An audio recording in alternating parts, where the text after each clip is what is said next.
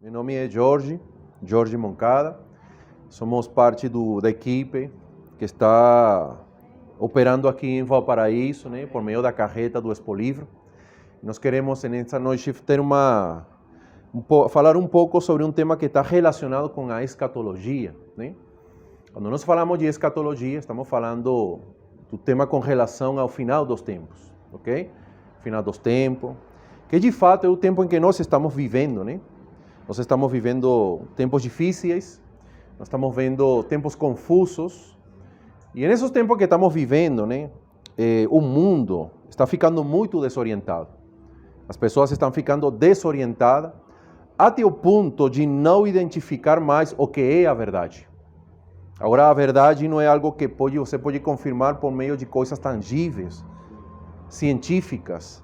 Agora, a verdade é algo ideológico, né?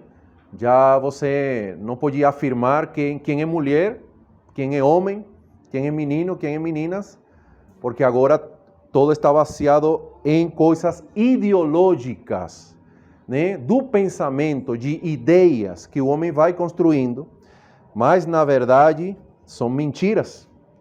Então, nesses últimos tempos o Senhor falou que a verdade se tornaria uma mentira, e as pessoas creriam isso. E a mentira se tornaria uma verdade. E nós estamos então vendo isso que está acontecendo agora, né?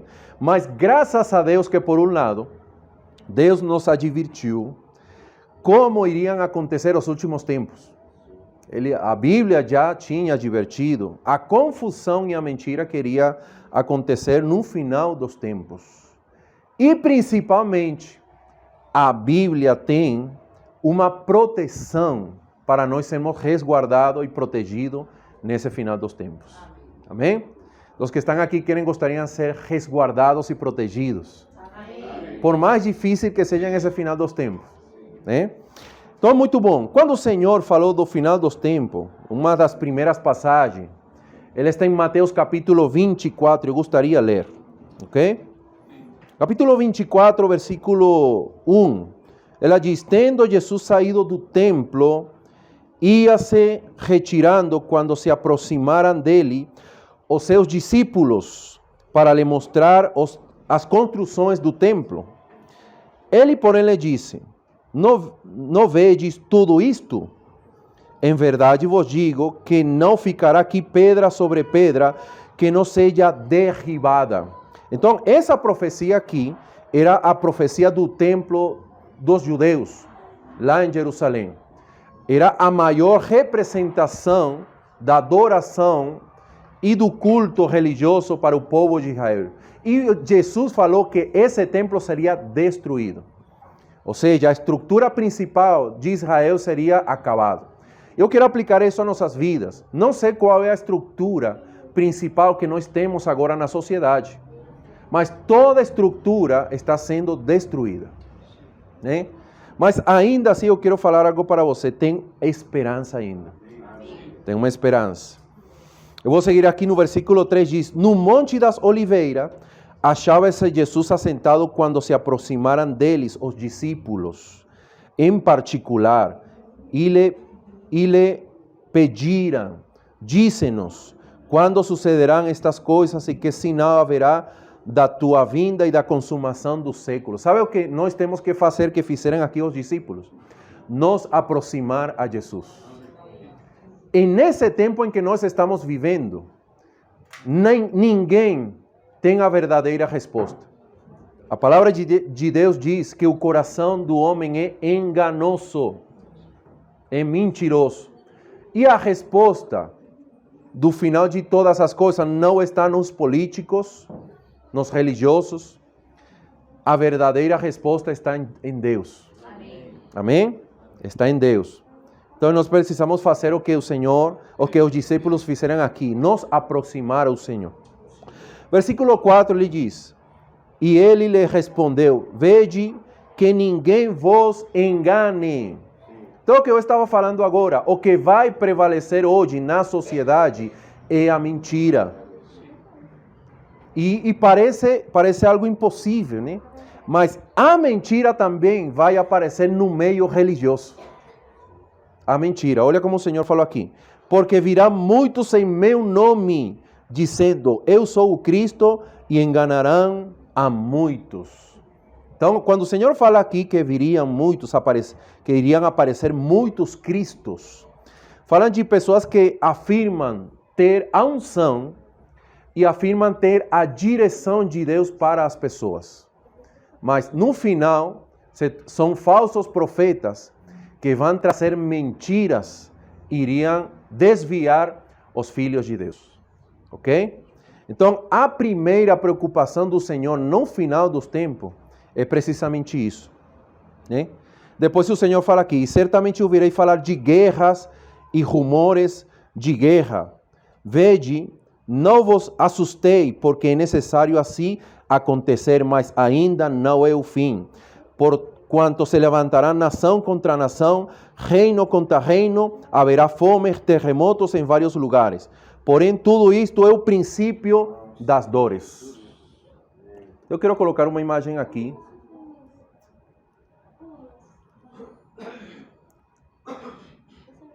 Esse aqui. Princípio das dores. O que quer dizer o Senhor com princípio das dores? Esse acontecimento do final, que o Senhor descreve aqui em Mateus capítulo 24, tem um objetivo principal. O objetivo principal é preparar o coração das pessoas. As pessoas, quando elas ficam mais longe de Deus, as pessoas, quando elas ficam mais ocupadas, mais distraídas, por causa de muitas coisas, a consequência é a dureza do coração. O coração do homem, ele tende a se endurecer. Quando falamos de endurecimento, falamos que as pessoas não querem saber nada de Deus. As pessoas querem resolver suas próprias vidas e se tornar eles mesmos Deus. E não querem estar abertos. Então o Senhor, no final dos tempos, Ele vai permitir muitas coisas na sociedade, guerra, rumores de guerra, fome, pandemia, que vai trazer um caos na sociedade. Por que o Senhor está permitindo isso? Ou por que Ele vai seguir permitindo isso?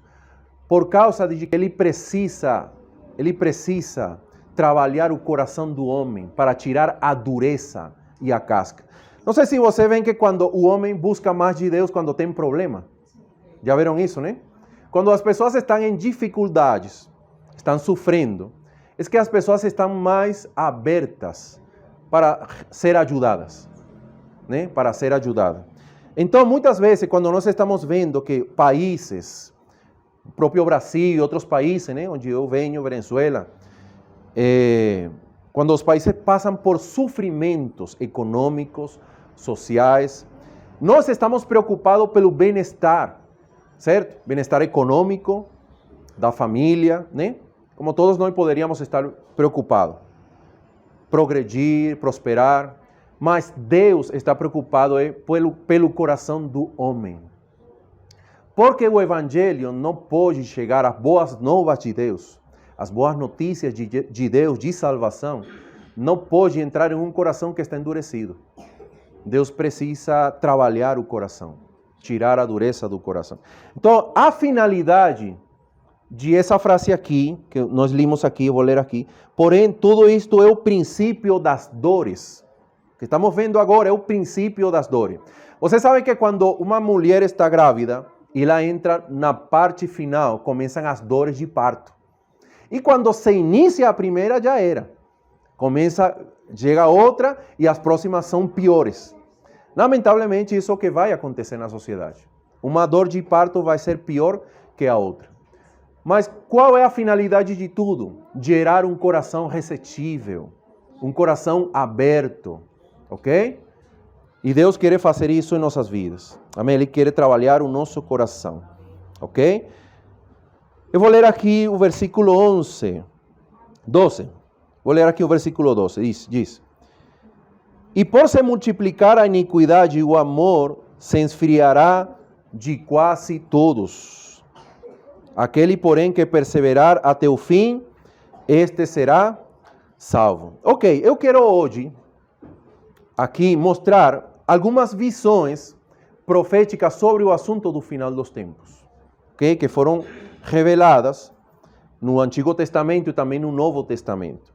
Uma delas é a visão sobre o governo humano, ok? Ela está aqui, eu vou mostrar aqui uma imagem. Essa aqui. Essa visão aí, que vocês estão vendo aí, um pouco estranha, né?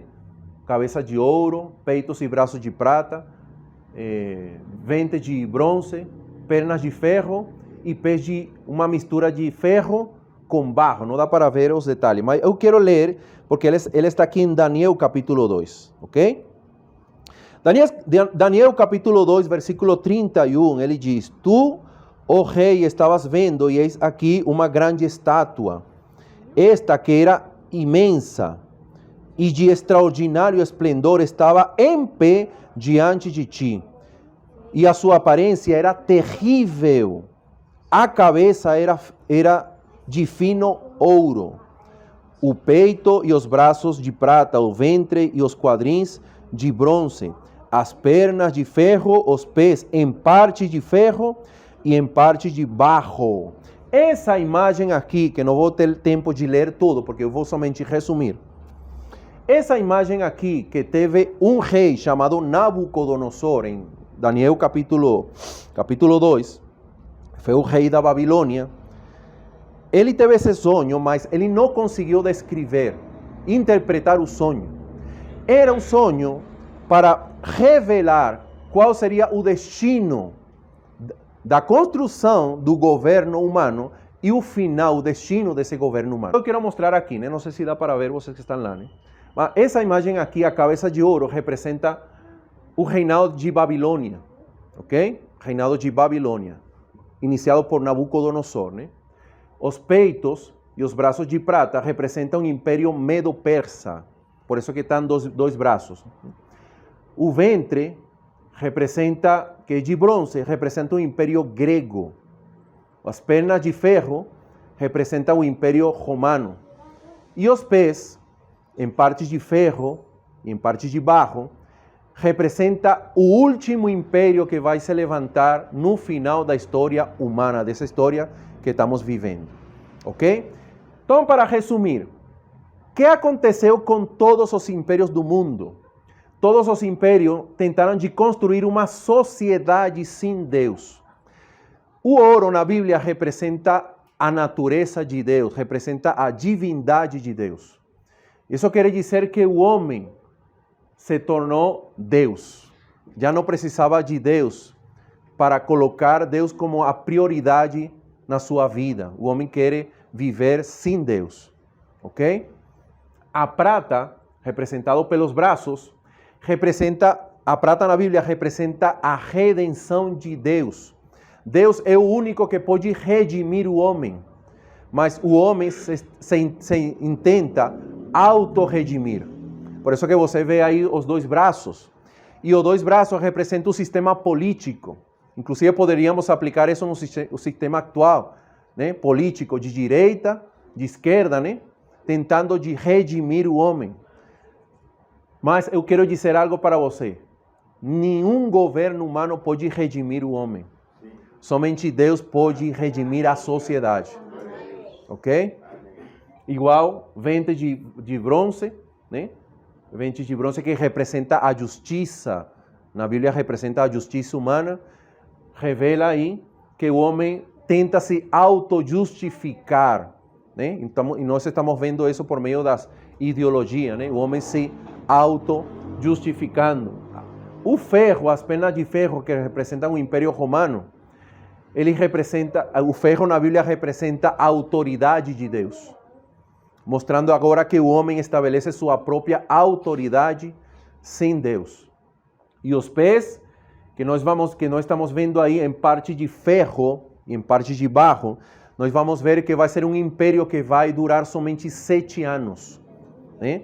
Que vai ser o último império da história, o último governo mundial da história. Ele vai ser bem curto, vai demorar somente 7 anos. Mas eu quero dizer algo para você. Essa mistura aí de ferro com barro, por um lado representa governos, governos que são autocráticos, né? E governos que são democráticos, né? Mas esse período da história aí, os pés de ferro e os pés com partes de ferro e de barro, vai ser o período mais fraco da história. Mais fraco da história. Porque aí vai acontecer algo no final que toda essa imagem vai cair e vou ler depois. Essa mesma imagem, ela está representada. Vou buscar aqui. Nessa imagem aqui. Tem outra visão que ela está em Daniel capítulo 7. E eu quero ler para vocês, né?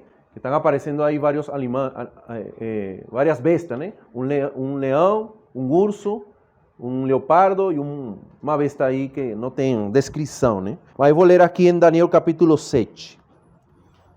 Diz, 4 animais grandes, diferentes um dos outros, subiam do mar.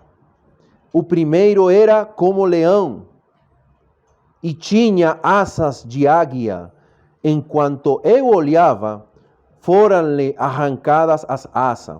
Foi levantado da terra e posto em 2 pés como homem, e lhe foi dado mente de homem. Continuei olhando, e eis aqui o segundo animal, semelhante a um urso, o qual se levantou sobre os dois seus lados. Na boca, entre os dentes, trazia 3 costelas, e lhe diziam, levanta-te, devora muita carne. Então eu quero convidar vocês a ler o capítulo 7, do versículo 3 até o versículo 8, né? Que para resumir, não vou conseguir ler agora. Mas para resumir, o leão, ele representa o Império Babilônico, iniciado por Nabucodonosor. O urso, com as 3 costelas na boca, ele representa o Império Medo-Persa, que se levantou, né? Ele conquistou Babilônia e se levantou. Foram 2 impérios que se uniram na história para poder vencer o Império Babilônico. Depois desse Império Babilônico veio o Império Grego, representado pelo ventre e coxas de bronze. E o leopardo aqui, especialmente, representa o início do Império de Alexandre o Magno, né? O Alexandre o Grande. Que ele começou, foi um império em um tempo muito curto, ele conseguiu conquistar todas as terras, né? Toda aquela região até a Índia, né? E ele usou uma estratégia que está representada pelas 4 cabeças que falou aqui profeticamente. As 4 cabeças e as 4 asas, que representa 4 generais que usou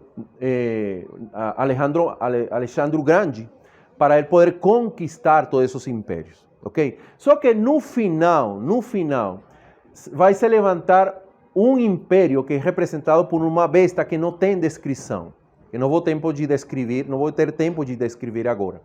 Mas essa besta aí, ela representa o império do anticristo, que será o império dos últimos tempos. Vai ser uma besta que vai se levantar, ela vai dominar o mundo inteiro. Ele vai usar 10 nações, que é representado pelos 10 chifres, e ele vai usar essas 10 nações que vão ser 10 potências, 10 países, potências do mundo.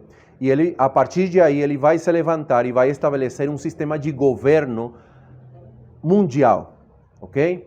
Esse período, ele vai durar somente 7 anos, ok? Eu quero agora mostrar quando vai iniciar isso aí. Quando vai iniciar isso aí? Eu estou somente resumindo, porque depois eu vou mostrar alguns livros que vão ajudar você a compreender detalhes de todas essas visões proféticas e escatológicas que estamos falando hoje, ok? Essa imagem aqui que nós estamos vendo, não sei se dá para ver vocês que estão lá, né? Essa imagem que está aqui é uma gráfica que descreve a profecia de Daniel capítulo 9, ok? E eu quero convidar você depois a ler Daniel capítulo 9, do versículo 24 e do versículo 27. Então você vai ler Daniel capítulo 7, capítulo 9, do versículo 29 ao versículo 27. Mas o resumo dessa visão está aqui. O Senhor falou de 70 semanas, uma profecia que iria durar 70 semanas. Uma semana para os judeus é um período de 7 anos, ok? Ou seja, esse período de 7 anos, ele ficou dividido em 3 partes, né? O primeiro período de 7 anos, ele representa 49 anos. Esse período, o primeiro período de 7 anos, que representam 49 anos, representa o período no qual o povo de Israel saiu do cativeiro da Babilônia e voltou para Jerusalém, pelo decreto do rei Ciro. Então, eles para construírem, porque toda Jerusalém ficou destruída, ficou devastada, ele para reconstruir o templo, os muros e a cidade, esse período demorou 49 anos, ok? Então, aí depois desse período, eles iriam passar um período de 62 semanas, que representam 434 anos. Esse período, depois deles reedificar o muro, a cidade e o templo, que esse tempo aqui, 434 anos, representa o período de tempo para a chegada do Messias, do Cristo. E o versículo mais evidente no Antigo Testamento, que mostrava o tempo no qual o Cristo iria aparecer. Eu quero falar para você, já Jesus, o Cristo, já veio. Amém. Ele veio, ele morreu e ele ressuscitou. Amém. Ele já trouxe a salvação para o homem. Amém. A partir de aí, se iniciou outra era, ok? Então, para resumir, e ficar um pouco mais interessante, nesse período aqui, entre esses 2 períodos aqui, as 62 semanas, que são 434 anos, e as 7 semanas, somente são 69 semanas da profecia escatológica, né, da vinda para o fim de todos os tempos, para o Senhor trazer seu reino aqui na terra. Todo esse período se cumpriu. Somente que está faltando alguns acontecimentos que vão acontecer em uma semana, que vai ser a última semana da profecia de Daniel, capítulo 9. Esse período, esse intervalo que foi aberto entre a semana número 69 e a número 70, que seria a última semana, ou seriam os últimos 7 anos dessa era, é o que a Bíblia descreve como a era da graça, a era da igreja. E é o período que nós estamos vivendo agora. E é a chance que Deus está nos dando a todos nós. Não sei se tem algum judeu aqui, do povo de Israel, mas é a chance que Deus abriu, o intervalo de tempo que Deus abriu para salvar a toda a humanidade. Ok? A toda a humanidade. Esse período de graça, ele se iniciou na morte e na ressurreição de Cristo. Eu quero dar um cálculo para você, com isso eu não vou falar que o Senhor, eu estou falando que o Senhor vai vir nessa data. Somente para dar uma referência. O nosso calendário, o calendário gregoriano, né? O nosso calendário, ele foi iniciado a partir do nascimento de Cristo. Ok? Aproximadamente. Aí. Tem aí alguma margem aí, que é bem pouca, né? Que está relacionada quando ele foi apresentado, não? E tudo aquilo. Mas a margem do calendário, ela está iniciada no nascimento de Cristo. Ok? Então, do nascimento de Cristo até agora, tem passado já 2022, né? 2022 anos. Ok? Mas, na verdade, na mente de Deus e dentro do plano de Deus, esse intervalo de tempo, ele não iniciou com o nascimento de Cristo. Iniciou com a morte e a ressurreição de Cristo. Ok? Ou seja, 33 anos e meio depois, que foi quando Cristo morreu e ressuscitou. Ok? A partir de aí, iniciou uma nova era, porque todos os pecados foram perdoados, foram crucificados, o Senhor morreu por nós e Ele ressuscitou para nossa justificação. Ok? Então, em todos os períodos de tempo, Deus tem dado uma chance, um intervalo de tempo para tratar com a humanidade. Exemplo, do período de Adão e Eva até Abraão, que na Bíblia descreve o período da raça criada, de Adão e Eva até Abraão, transcorreram 2000 anos. Ok? De Abraão até a primeira vinda de Cristo, Jesus, transcorreram também 2000 anos. Então, quanto tempo o Senhor vai dar de chance também para essa era? 2000 anos. Né? Então, transcorreram aproximadamente já 2000 anos. Só que esse terceiro período, ele não iniciou com a morte, não iniciou com o nascimento, iniciou com a morte e a ressurreição de Cristo. Ok? Então, para Deus, um dia é como 1000 anos, e 1000 anos como um dia. Né? Para Deus, né? Um dia é como 1000 anos e 1000 anos como um dia. Né? Para Deus tem passado aproximadamente 6 dias. Né? 6 dias. E nós vamos entrar no 7º dia, que seria o último milênio, que vai ser o período do reino milenial, né? Que vai ser o período que vai iniciar depois dessa dispensação. Mas o que eu queria falar com tudo isso é que o tempo já está bem curto. E se nós tomamos isso como referência, então essa última dispensação vai concluir em 2033 e meio. Tirando aí desse mesmo período, a última semana da profecia bíblica, ela vai durar 7 anos. Ok? Boa noite, Deus abençoe. Sejam todos bem-vindos. Ele vai durar então, esse período aqui da última semana da profecia de Daniel, ele vai durar quanto? 7 anos. Esses 7 anos, né? Estou resumindo, depois vou mostrar alguns livros para vocês lerem com calma e depois conseguirem compreender detalhes. Mas esses últimos 7 anos, eles estão divididos em 3 anos e meio. Primeiro 3 anos e meio vão ser um período de paz que o anticristo ele vai trazer aqui, né? E o segundo período vai ser o período da grande tribulação. Então, que se nós acortamos esse 2033 e meio e tiramos 7 anos, quanto ficaria então? Ficaríamos o quê? 2026, né? 2027, né?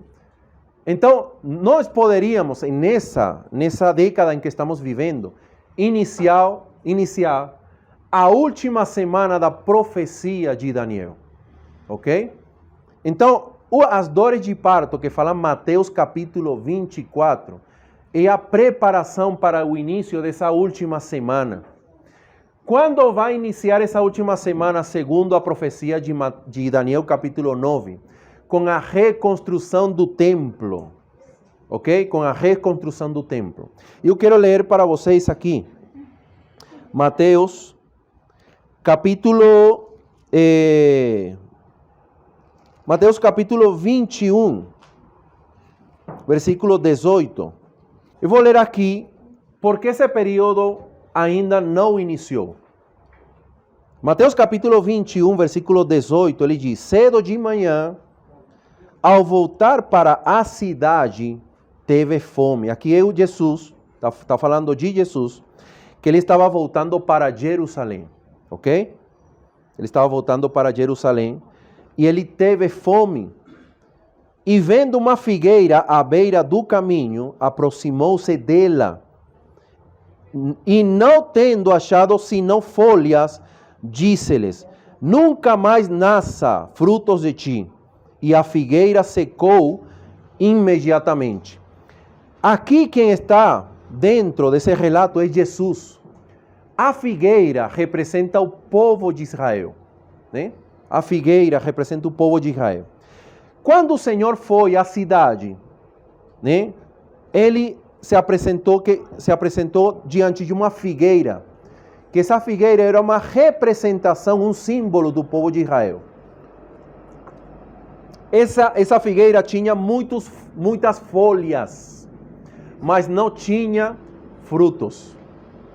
Isso representa o Senhor vindo à nação de Israel e não achando frutos para ele. Quais eram os frutos? Era um coração arrependido e disposto para receber o Messias e o Salvador. O coração da liderança, principalmente da liderança de Israel, estava endurecido, petrificado. Eles não receberam o Senhor como Salvador. Eles rejeitaram o Senhor e todo o contrário, crucificaram. Aqui o Senhor, então, dentro desse contexto, ele amaldiçoou a figueira que representa a nação de Israel. Você sabe que a pior maldição é não ter a presença de Deus? Sim. A nação de Israel perdeu a presença do Messias, né? Essa figueira secou-se, né? E quando você vê aqui, vamos ver isso em Mateus capítulo 24, versículo 23, versículo 37. Diz: Jerusalém, Jerusalém, que mata os profetas e apedreja aos que te foram enviados. Quando você lê anteriormente, falou primeiro da liderança de Israel. Então, isso aqui ele está falando diretamente para os líderes de Israel. Que mata os profetas e apedreja aos que te foram enviados. Quantas vezes quis eu reunir os teus filhos, como a galinha junta os seus pintinhos debaixo das asas, e vós não quisistes? Então aqui o próprio Jesus estava falando: eu sou o Deus que desde o Antigo Testamento estou tentando de reunir você para ser o meu povo, mas vocês somente são uns pintinhos rebeldes. Não estão querendo ficar debaixo da minha asas, debaixo da minha cobertura. Né? E não sei se você está tendo essa experiência. Deus está tentando de colher você e você está fugindo. Não fuja das asas do Senhor. Amém. Fique debaixo delas. Amém. É o melhor lugar. Quem mora, como que diz esse salmo? Quem mora no abrigo do Altíssimo, né? Mora.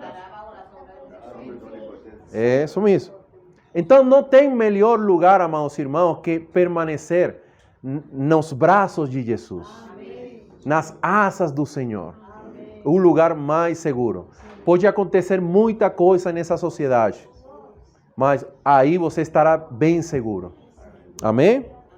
Versículo 38 diz: eis que a vossa casa, está falando de Israel, eis que a vossa casa vos ficará deserta. Declaro-vos, pois, que desde agora já não me vereis, até que venhais e disser: bendito o que vem em nome do Senhor. Coloquei essa imagem aqui. Então, isso aqui foi a maldição da figueira. A maldição do povo de Israel foi não ter recebido o Messias, o Senhor. Eu vou confirmar isso aqui em João capítulo 1. Ok? João capítulo 1, versículo 10 diz: o verbo estava no mundo, né? Que é Jesus. O mundo foi feito por intermédio dele, mas o mundo não o conheceu. Veio para o que era seu, e os seus não o receberam. Está falando do povo de Israel, né? Então, essa figueira, ela foi amaldiçoada e ela secou. Como aconteceu isso então? Como aconteceu? O povo de Israel perdeu a presença do Senhor. Perdeu a presença do Senhor. E ela no ano 70 depois de Cristo, né, por meio da invasão do general Tito, que foi o filho de Vespasiano, que era o rei naquela época. E foi muito curioso esse relato histórico. Por quê?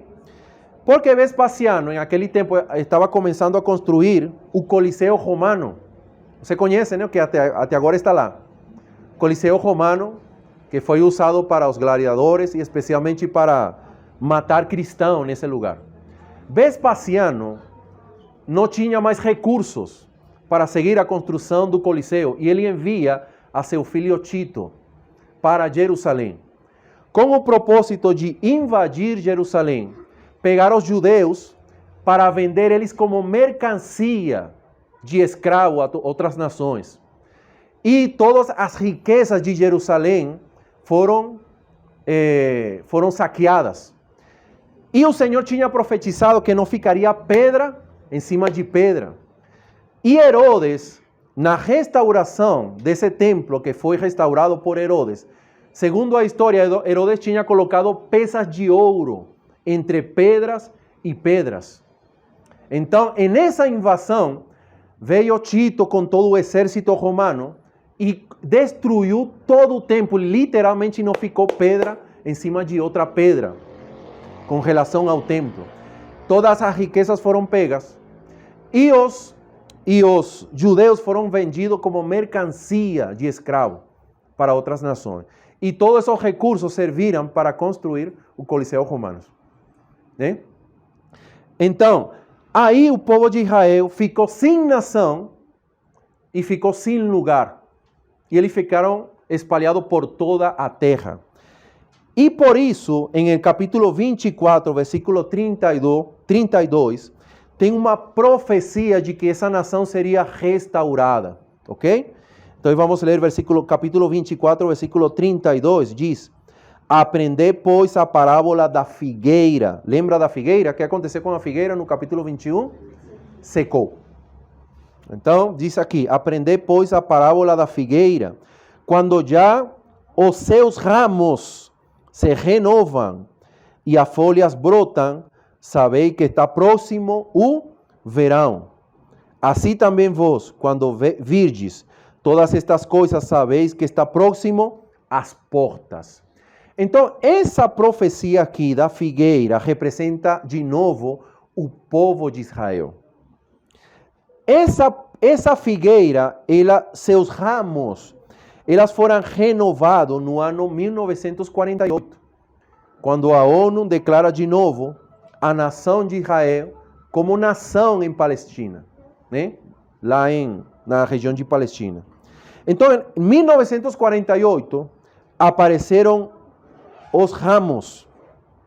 E agora está faltando a segunda parte dessa profecia. E as folhas brotam. As folhas da figueira na Bíblia representam a justiça humana. E as folhas da figueira, elas representam as atividades religiosas oficiais do povo de Israel. Sabe que hoje Israel é uma potência, né?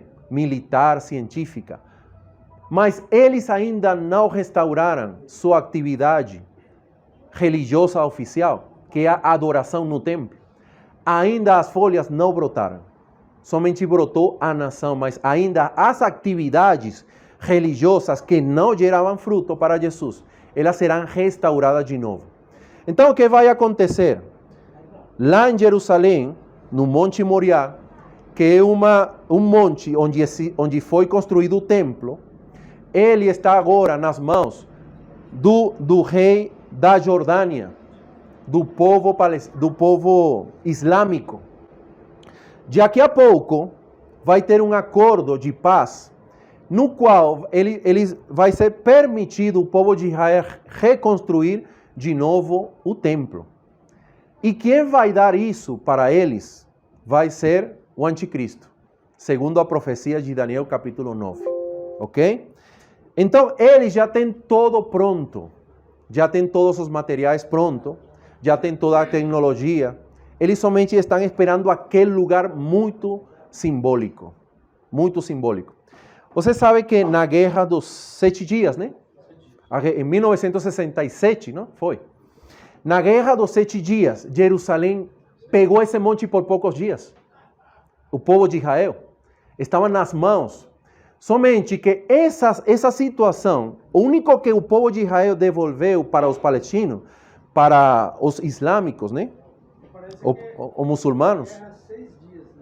Dos 6 dias, né? Dos 6 dias, sim. Aqui estou falando rápido, somente resumindo. Mas nessa situação, se eles não devolviam esse monte, iria acontecer a Terceira Guerra Mundial. Então, para eles poder administrar essa situação política de 6 dias, né? Essa situação política que estava acontecendo naquele tempo, eles tiveram que devolver a administração do monte para os islâmicos, né? Os muçulmanos. Nesse caso, ficou nas mãos do rei da Jordânia, né? Então, isso aí é o único que eles estão esperando para reconstruir. Já todo está pronto. Eles já têm todas as atividades religiosas prontas, já têm todos os animais, já têm todos os materiais, somente estão esperando esse monte. Em algum momento, isso vai acontecer. Esse mundo em que nós estamos vivendo, ele já tem um fim marcado na Bíblia. Ok? Sistema político, sistema religioso, um sistema governo humano, todo vai ser destruído. Então eu quero mostrar isso aqui, para encorajar vocês. No final da profecia de Daniel capítulo 2, especialmente no versículo 34, eu vou ler aqui. Quando estava olhando, essa imagem aqui, né?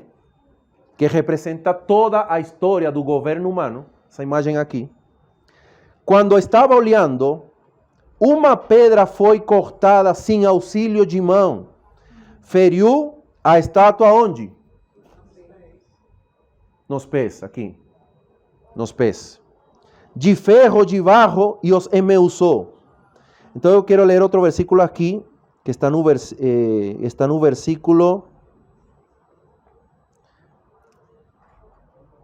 versículo 30 e versículo 40. O quarto reino será forte como ferro, pois o ferro a todo quebra e esmiuça. Como o ferro quebra todas as coisas, assim lhe fará em pedaços e esmiuçará. Mas o versículo que eu quero ler é aqui, o versículo 30 e 44. Mas nos dias destes reis, o Deus dos céus suscitará um reino que não será jamais destruído. Este reino não passará a outro povo. Esmiuçará e consumirá todos os reinos, todos estes reinos, mas ele mesmo subsistirá para sempre. Como viste que do monte foi cortada uma pedra, essa pedra que está aqui, que destrui a imagem, sem auxílio de mãos, e ela esmiuçou o ferro, o bronze, o barro, a prata e o ouro. O grande Deus fez saber ao rei o que há de ser futuramente. Então, essa pedra aqui, ela representa a segunda vinda do nosso Senhor Jesus Cristo. Amém? E essa pedra aí, ela representa a vinda de Cristo com seus vencedores. Eu quero falar algo aqui. Capítulo 24, versículo 12 diz: e por se multiplicar a iniquidade, o amor se enfriará de quase todos. Esse versículo aqui, de quase todos se enfriar, está falando especialmente para a igreja. O amor se enfriará, o mundo já está frio, ok? Mas o amor se esfriará aqui é o amor dos crentes. Mas aquele, versículo 13, aquele porém que perseverar até o fim, este será salvo. Amém. Então, de quem está falando? De incrédulos ou de crentes? Crentes. Então, o Senhor, em Apocalipse, ele chama todas as igrejas a vencer. Vencer muitas coisas. Vencer a frieza espiritual. Você e eu estamos frios espiritualmente. Nós temos que vencer isso. Como vencemos isso? Tendo comunhão com Jesus, que tem olhos como chama de fogo. Amém. E pode reacender o amor em nossos corações por Ele. Amém. E eu sei que muitas vezes nós passamos por muitas dificuldades. que a tendência é esfriar o nosso amor pelo Senhor e pela palavra, e pela comunhão com Ele. O nosso amor para nós cumprirmos a vontade de Deus. Mas eu quero falar algo para você. Deus, Ele é as 7 tochas de fogo que estão em Apocalipse, que querem reacender a comunhão de Deus com você. Amém. Deus quer reacender a sua consagração. Amém. Deus quer reacender a sua comunhão com Deus. Amém. Deus não quer que você fique um crente frio e morno. Deus quer reavivar sua vida espiritual. Amém? Então vamos ler alguns outros versículos aqui. Efésios capítulo 5, versículo 14. Oh Senhor Jesus. Efésios capítulo 5, versículo 14 diz: Pelo que diz, desperta, ó tu que dormes, levanta-te dentre os mortos, e Cristo te iluminará. Portanto, vede prudentemente como andeis, não como necios, e sim como sábios, remindo o tempo, porque os dias são maus. Então, os dias que nós estamos vivendo são dias maus, no qual a maioria dos cristãos estão dormidos espiritualmente. E Deus quer nos despertar. Amém. Deus quer nos despertar. Amém? Ele quer que nós possamos remir o tempo. Sabe o que é remir o tempo em que nós estamos vivendo? Tempos que são poucos, são curtos, estão sendo acurtados, e são difíceis, são maus. Remir o tempo é tornar o nosso tempo favorável para Deus. Amém. Ok? A melhor coisa que você pode dar para Deus é seu tempo. Amém. O mais valioso que você tem é seu tempo. Você sabe que seu tempo, o valor do seu tempo é muito alto. Em milhões de dólares para os donos da mídia social. Quando você passa mais tempo na internet, eles estão ganhando grana. Sabia? Quando você mais usa Instagram, né? WhatsApp, Facebook, toda a mídia, né? Quando você mais usa, eles ganham dinheiro. Por isso eles se preocupam para você permanecer mais conectado aqui. Esse é um negócio. Um negócio é seu tempo. Então eu quero fazer uma pergunta: que está roubando o seu tempo, o meu tempo, que pertence a Deus? Que? Então, Deus está nos chamando a remir o tempo. Amém.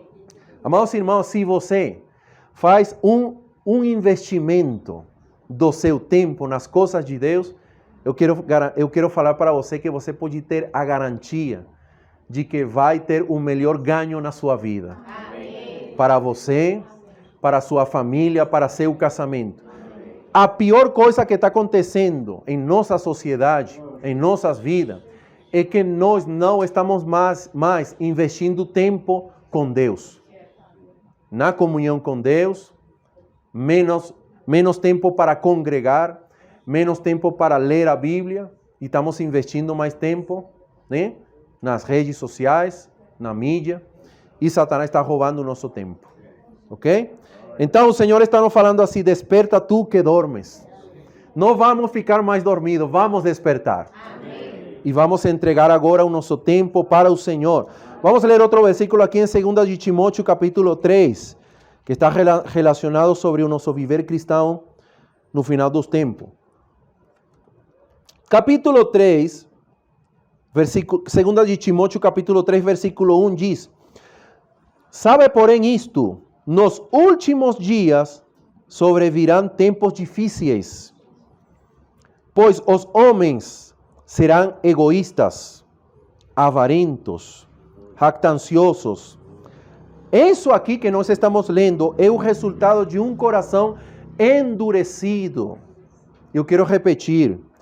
Um coração endurecido, ele é consequência de um coração que se afasta de Deus. O único que amolece nosso coração é Deus. Ok?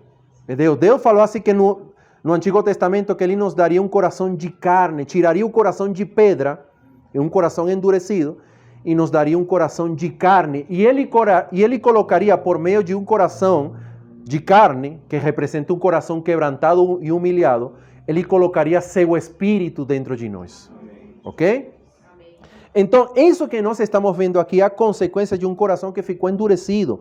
Egoístas, avarentos, jactanciosos, arrogantes, blasfemadores, desobedientes aos pais, ingratos, irreverentes, desafeiçoados, implacáveis, caluniadores, sem domínio de si, cruéis, inimigos do bem, traidores, atrevidos, enfatuados, mais amigo dos prazeres que amigo de Deus. Então, isso que nós estamos lendo aqui, o Senhor está lendo principalmente para seu povo, para a sua igreja, que ele teria essa consequência por ter um coração endurecido. Porque Timóteo é um livro que fala de uma igreja ter perdido o caminho da verdade. E essa é a consequência de ter perdido a verdade do Evangelho. E depois o versículo 5 diz, tendo forma de piedade, negando-lhe, entretanto, o poder, foge também destes. Então, isso aqui é a consequência de um coração endurecido, coração que perdeu a sensibilidade espiritual. Ok? Quero ler mais um versículo aqui que está no capítulo de 2 Timóteo capítulo 2, versículo 18. Vamos ver qual é a cura para nós não permitir isso acontecer em nosso coração. Capítulo 2, versículo 18, ele diz: estes se desviaram da verdade, que foi o que falamos agora, asseverando que a ressurreição já se realizou. E então, estão pervertendo a fé de alguns. Ok? Então está falando dentro de um contexto de cristãos que perderam o caminho verdadeiro e entraram na apostasia. E versículo 19 diz: entretanto, o firme fundamento de Deus permanece. Aleluia! Apesar de que o mundo está sendo desviado à mentira, e muitos cristãos estão se desviando nessa mentira, o fundamento de Deus permanece firme. Amados irmãos, há algo que não pode ser abalado, e é o fundamento de Deus. Amém? Tendo este selo, o Senhor conhece aos que lhe pertencem. Eu quero falar para você, você pertence ao Senhor. Amém. E Deus conhece você, por isso que você está aqui hoje. Ok? Porque Deus conhece você e Deus está permitindo esse momento, porque Ele quer trazer uma palavra para salvar você da degradação da igreja.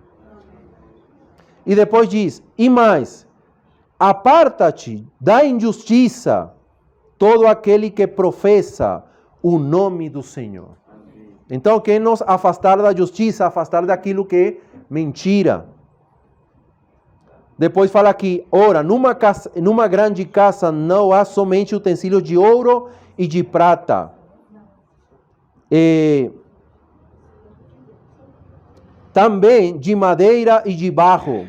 Alguns para honra, outros, porém, para desonra. Então, esses utensílios, a casa grande aqui, representa todo o povo de Deus.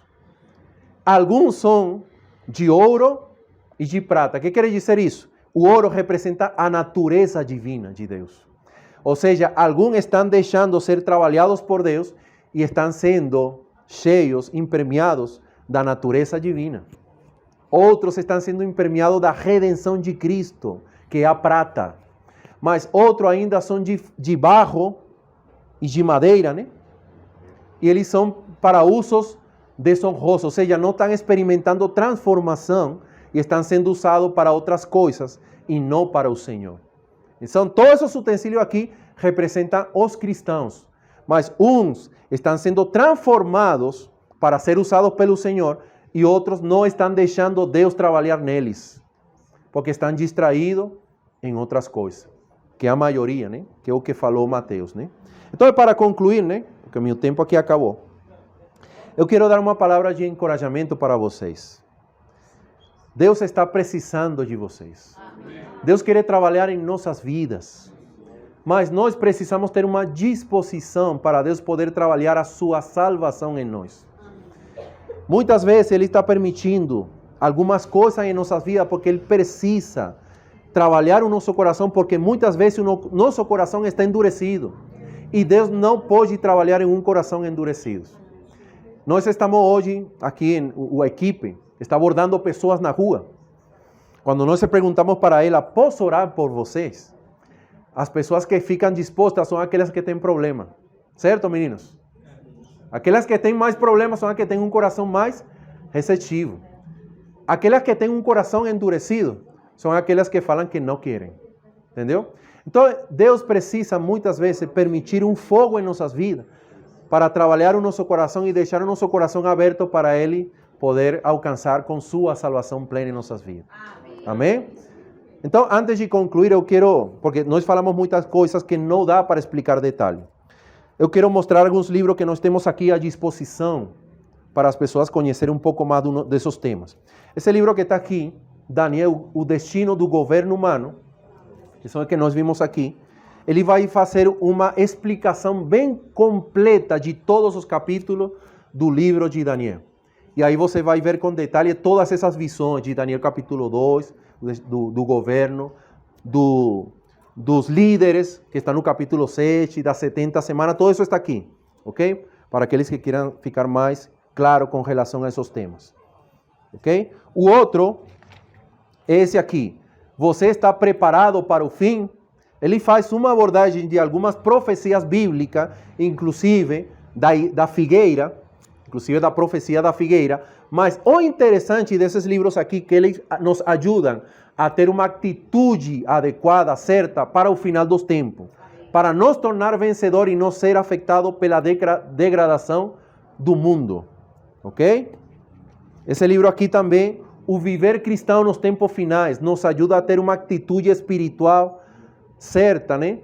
Para buscar o Senhor, para nós podermos vencer a degradação. Tem outro aqui. Então virá o fim. Ela faz uma abordagem do capítulo 24 do livro de Mateus. Ok? Esse é outro livro que está aqui. A dupla missão de Apocalipse 12. Ela faz uma abordagem do significado da profecia de Apocalipse 12, que fazem uma abordagem com relação à igreja, ao arrebatamento e tudo isso. Muito interessante isso aqui. O que mais? Está cheio de livro com relação a isso. Os 7 selos de Apocalipse. Ele vai explicar que representam os 7 selos, que é onde estão incluídos todos os acontecimentos da grande tribulação e pré-tribulação. Ok? Esse aqui.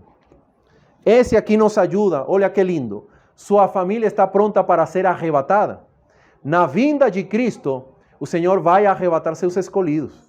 Você gostaria que você com sua família toda seja arrebatada? Amém. Esse livro nos ajuda, faz uma abordagem com relação a isso. Amar a vinda do Senhor. Ok? Um livro também que nos ajuda a ter uma atitude de combate e de guerra espiritual para nós podermos cooperar com o Senhor no final dos tempos. A volta do Senhor está próxima e este é o grande prêmio e galardão que vai ser o prêmio para os cristãos vencedores. Se você e eu vencemos toda a degradação desse mundo por meio da graça e do Espírito do Senhor, Deus tem preparado um galardão para todos os seus vencedores. Amém. Esse galardão vai ser reinar com o Senhor. Né? A grande perda que vai ter muitos cristãos é não receber esse galardão. Mas o grande galardão que Deus tem preparado é nos casarmos com o Senhor na boda do Cordeiro e reinar com Ele por 1000 anos. Amém. Esse livro aqui faz essa abordagem. Eu encorajo você a adquirir eles e ler. Então vamos ficar de pé e vamos orar. Amém? Senhor Jesus, amém. Nós te louvamos, Senhor. Amém. Te agradecemos por esse momento de comunhão na Tua Palavra. Amém. Realmente é muito conteúdo que não conseguimos digerir tudo.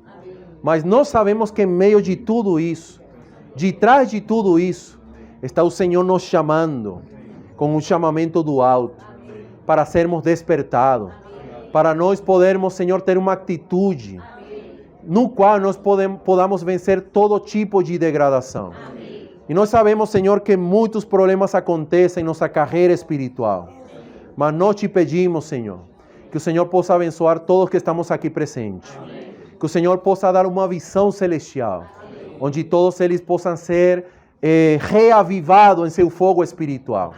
Reavivados na comunhão com Deus. E que nada venha apagar esse fogo nos corações. O Senhor, com seus olhos de amor, com seus olhos com chama de fogo, possa reacender o coração daqueles que estão frios espiritualmente. Oh, Senhor, nos reacende, Senhor. Nos ajuda a vencer toda a degradação. E nos ajuda, Senhor, a continuar nossa carreira espiritual. Para que possamos viver a sua vontade. Possamos, Senhor, cooperar contigo. E possamos, por meio de nós, abençoar muitas outras pessoas. Senhor, nos ajuda a ter a atitude certa nesse final dos tempos. Te louvamos e engrandecemos. Obrigado por teu amor e misericórdia.